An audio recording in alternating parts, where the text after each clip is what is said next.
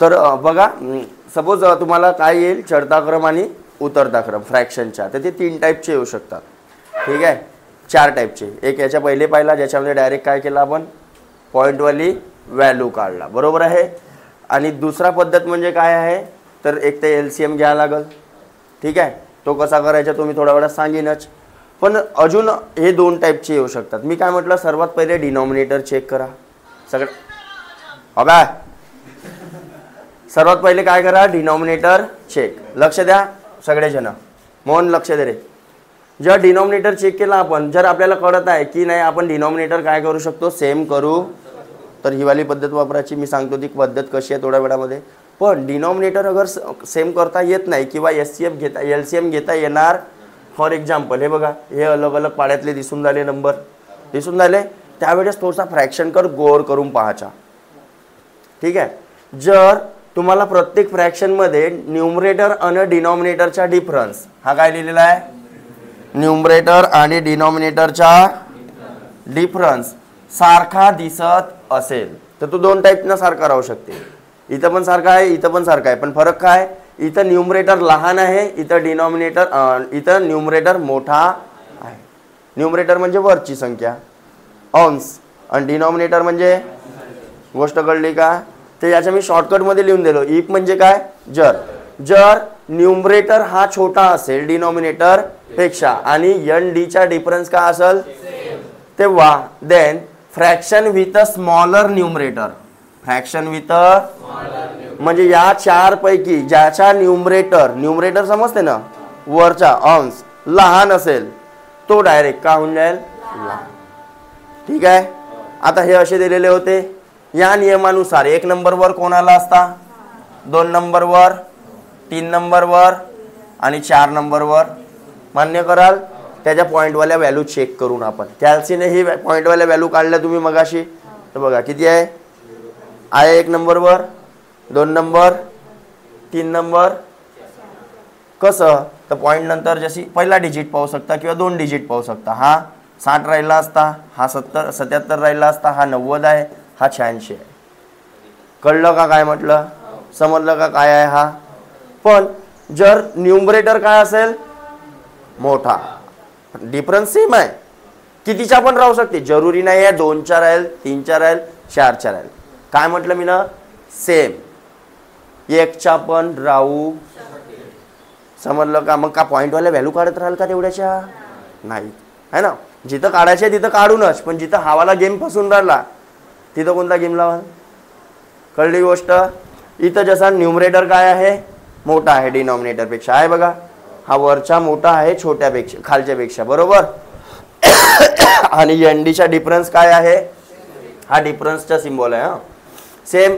तर fraction with a greater numerator, ज्याचा numerator मोठा तो का होऊन जाईल, छोटा. लक्षात आली गोष्ट. तर हा कन्सेप्ट थोडासा दिमागात ठेवायचा किंवा जिथं अभ्यास करतो तिथं लिहून ठेवायचा हा वाला. ठीक आहे, बघा इथं सगळ्यात मोठा न्यूमरेटर कोणाचा होता, याचा होता. याची व्हॅल्यू किती आली, सगळ्यांची 1 पॉईंट आलेली आहे. तर लास्टमध्ये बघा किती आली, 105, 600, 153. आणि तर सगळ्यात मोठा याचा होता, 1 नंबर हा आला. 2 नंबरवर कोण आला असता, 3 नंबरवर कोण आला असता, 4 नंबरवर कोण आला असता. समजलं पक्का. तर लाईक अँड सबस्क्राईब. चलो, आता याला कसा सोडवायचं ते बघा.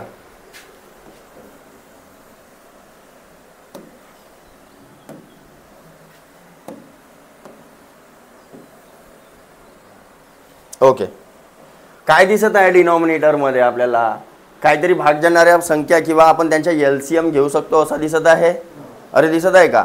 आता LCM 16, 64 आणि 8 आणि 32चा LCM काढा. मी म्हटलं काढा, बरोबर. तर काढायची गरज नाही. काय करायचं, त्याच क्वेश्चन मधला मोठा जो डिनॉमिनेटर आहे तो पहिले चेक करा. कोण आहे, 64. मग त्या 64ला या बाकीच्या रिमेनिंग संख्यांना भाग जाते का चेक करा. जाते, तर LCM काय असेल. जर नाही गेला असता तर काय केलं असतं मी ना, 64च्या डबल, 64च्या किंवा ट्रिपल किंवा भेटलाच असता. ठीक आहे, लक्षात येईल गोष्ट. ओके, तर मी काय लिहिलो, make denominator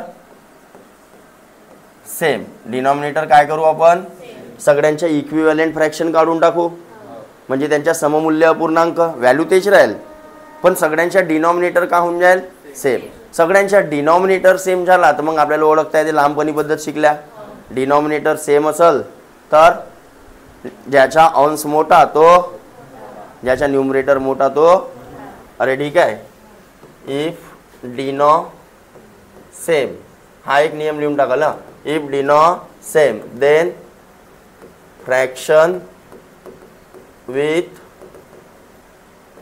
greater numerator, fraction with greater is greater. Is म्हणजे ज्या फ्रॅक्शनचा न्यूमरेटर मोठा राहील तोच का राहील, आणि ज्याचा न्यूमरेटर छोटा तो. पण याच्या एक्झॅक्ट विरुद्ध होते केव्हा, इफ न्यूमरेटर सेम. काय म्हटलं मी, numerator same then fraction with greater greater denominator is smaller.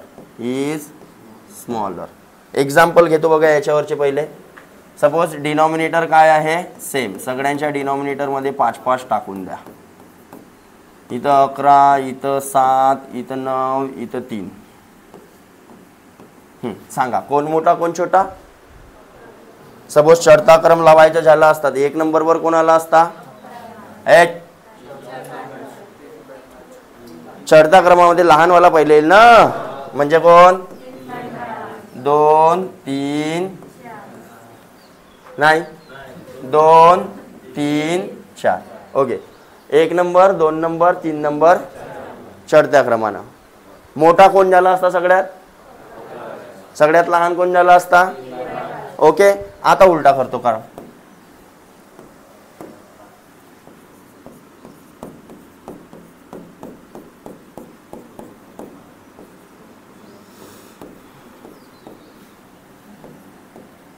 आता काय म्हणते, न्यूमरेटर सेम. सगळ्यांच्या न्यूमरेटर सेम आहे. Then fraction with greater denominator, ज्याचा डिनॉमिनेटर मोठा तो सगळ्यात लहान. सगळ्यात मोठा डिनॉमिनेटर कोणाचा आहे, तर हा सगळ्यात लहान झाला असता बिचारा, सगळ्यात छोटा गरीब. 1 नंबर, 2 नंबर आणि हा आला असता. कळलं का, कळलं. हे 2 सिंपल बेसिक नियम होते, जे सुटले होते ते सांगितलं मी आता. ओके, हां. आता मी या नियमाचा वापर करू शकतो इथं बघा. अगर जर डिनॉमिनेटर सेम केलं तर सेम करासाठी त्यांच्या एलसीएम किती घ्या लागल, म्हणजे 64 बनवायचं आहे डिनॉमिनेटर मध्ये. म्हणजे सगळ्यांच्या डिनॉमिनेटर का होऊन जाईल, सेम. जसा फॉर एक्झाम्पल 13/16 आहे, तर याला 64 बनवायचं आहे, तर कितीच्या मल्टिप्लाय करू, याला 4च्या मल्टिप्लाय. वर तर पण खाली हा ऑलरेडी जसाच्या तसा आहे, 2nd नंबरवाला, याला काहीच नाही करायचं. इकडे तर कितीच्या मल्टिप्लाय, तर वर पण कितीच्या मल्टिप्लाय. ओके, इकडे 32 आहे, याला 2च्या मल्टिप्लाय केला तर 35 ला पण कितीच्या मल्टिप्लाय करायला लागेल. काढला त्यांचे इक्विव्हॅलेंट फ्रॅक्शन. हे काय आहेत, इक्विव्हॅलेंट. तर वर बघा आता खाली काय झाला असता, 64 60, हां, वर 13.